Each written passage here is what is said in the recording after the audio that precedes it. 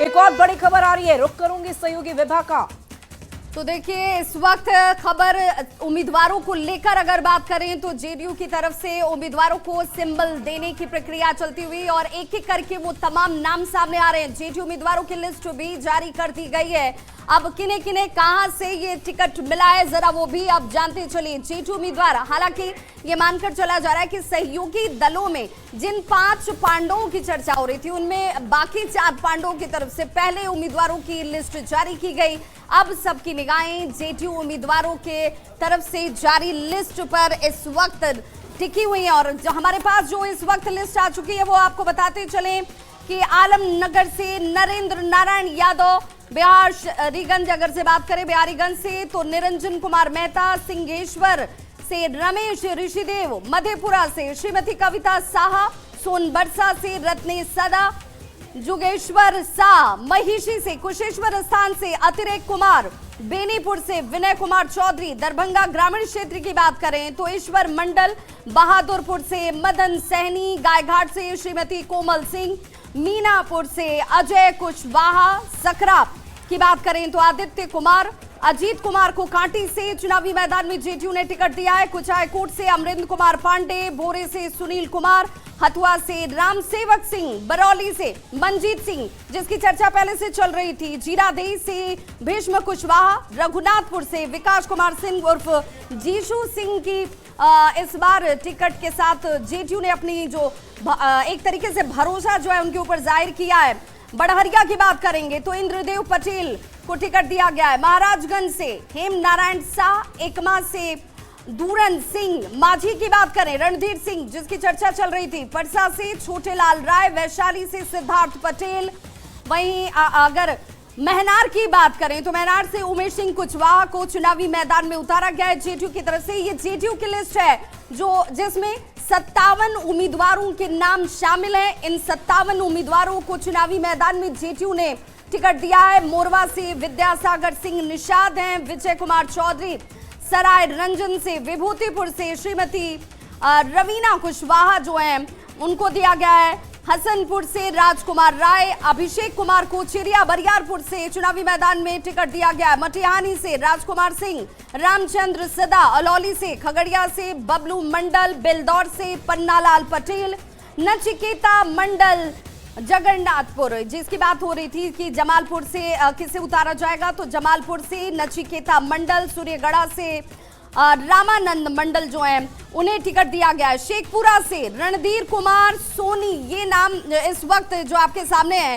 अस्थामा की बात करें तो जितेंद्र कुमार को चुनावी टिकट दिया गया है। वहीं कौशल किशोर को राजगीर से, देखिए ये राजगीर सीट बेहद महत्वपूर्ण है क्योंकि पहले ये राजगीर की सीट जो है वो बीजेपी के पास थी। बीजेपी ने इस राजगीर सीट को, हालांकि ये दिया गया था सहयोगी दलों में से एक सहयोगी दल को, लेकिन इस सीट को वापस दिया गया जेडीयू को और अब राजगीर से चुनावी मैदान में ताल ठोकेंगे श्री कौशल किशोर जेडीयू की तरफ से। इस्लामपुर की बात करें तो रुएल रंजन जो है वो यहाँ से चुनावी मैदान में है। हिलसा से कृष्ण मुरारी शरण उर्फ प्रेम मुखिया, नालंदा से श्रवण कुमार, पहले से श्रवण कुमार इस जगह से लड़ते रहे। हरनौत की बात करेंगे श्री हरि नारायण सिंह, इनकी चर्चा पहले से चल रही थी और साथ ही साथ कुछ और सीटें, चूंकि 57 उम्मीदवारों की पहली लिस्ट ये जारी की गई है और इसीलिए इस लिस्ट के हिसाब से अगर 57 उम्मीदवार इस वक्त, हालांकि 101 सीटें जो हैं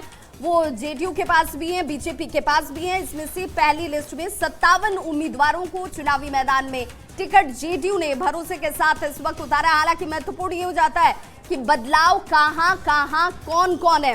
वहीं पर मोकामा की बात करेंगे, मोकामा से आनंद सिंह ने, उन्होंने कल ही अपना नॉमिनेशन कर दिया। उन्होंने कहा कि नीतीश कुमार सिर्फ और सिर्फ एकमात्र हमारे नेता और इसीलिए कोई लेकिन परंतु का सवाल ही नहीं है।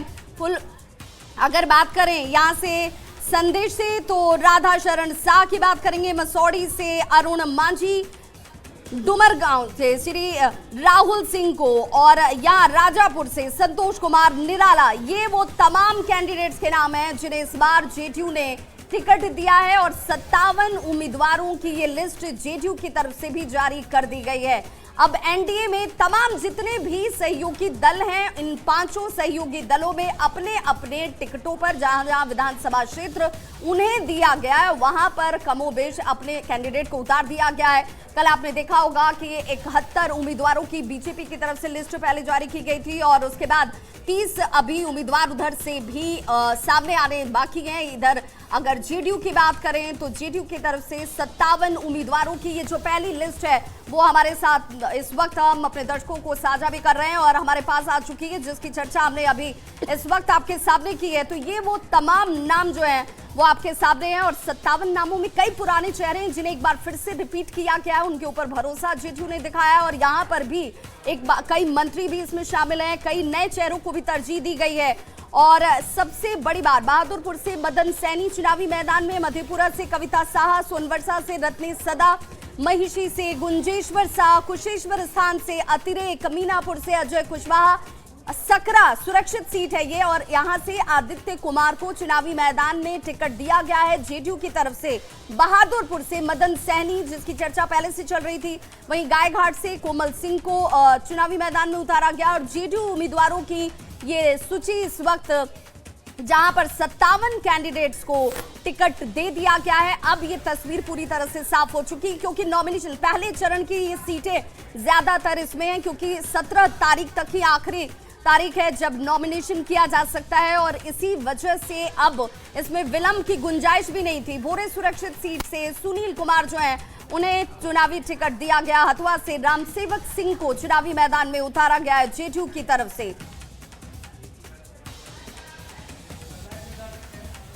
और देखिए जेडीयू उम्मीदवारों की लिस्ट हमने आपको बता दी है, 57 नाम इसमें सामने आए हैं और इस नाम को लेकर अब हम चर्चा करेंगे कि आखिर इस नाम में जो अलग अलग नाम हम अलग अलग विधानसभा क्षेत्रों से देख रहे हैं उसमें क्या खास है। क्या साल 2020 से कुछ नाम ऐसे हैं अलग जो चौंकाने वाले हैं, किन्हें किन्हें मौका दिया गया है, पहली लिस्ट को लेकर हम पूरी चर्चा करेंगे न्यूज़ 18 संवाददाता आनंद अमृतराज से। आनंद,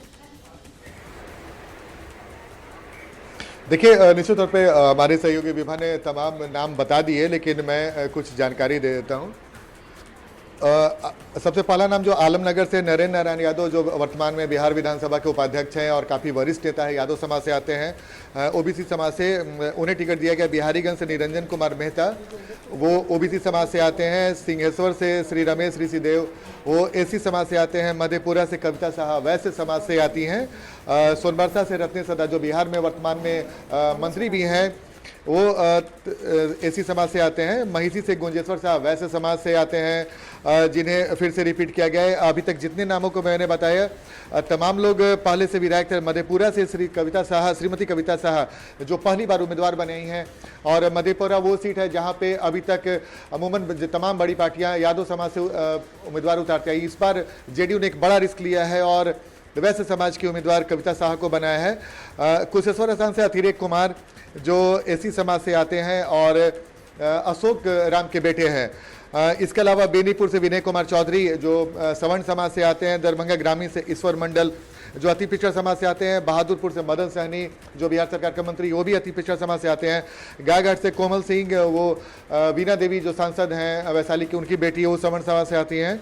गायघाट मीनापुर से अजय कुशवाहा जो ओबीसी समाज से आते हैं। सकरा से आदित्य कुमार वो भी ओबीसी समाज से आते हैं। काटी से अजीत कुमार जो बिहार सरकार के पूर्व मंत्री भी रह चुके हैं। महिला वो सवर्ण समाज से आते हैं। की बात भी होगी। आनंद, आवाज आप तक पहुंच रही हो तो जरा ये इस 57 लिस्ट में महिला अगर उम्मीदवारों के चयन की बात की जाए जिस पर जेडीयू ने भरोसा जताया, अभी 57 में तो कुल 4 महिला प्रत्याशी दिख रही हैं जिस पर जेडीयू ने इस बार दांव लगाया है, उन्हें भरोसा जाहिर करते हुए टिकट दिया है। बिल्कुल, देखिए ये देखना दिलचस्प होगा कि अभी तक 57 उम्मीदवारों की लिस्ट जारी हो गई है, उसमें 4 महिला उम्मीदवारों को जगह मिली है और अभी दूसरी लिस्ट बाकी है उसमें कितने महिलाओं को जगह मिलती है। और वो भी तब जब नीतीश सरकार ने महिलाओं के लिए काफ़ी कुछ काम किया और कई सारे उपहार भी दिए हैं। अगर आप महिलाओं को 10,000 की बात करें या फिर महिलाओं को आरक्षण की बात करें सरकारी नौकरी में, तो तमाम तरह की बातें। लेकिन अभी तक जो लिस्ट है इसमें अभी तक 4 महिलाओं को ही टिकट मिला है। तो उम्मीद है कि जब बाकी के बचे हुए सीट है उसमें महिलाओं की संख्या बढ़ सकती है। बदलाव तो वाली जाहिर सी बात है, सीटें बिल्कुल आपने आनंद सही कहा, कौन विभाग सी हैं कल- जहां पर आपको लगता है कि ये जो आश्चर्यजनक तरीके से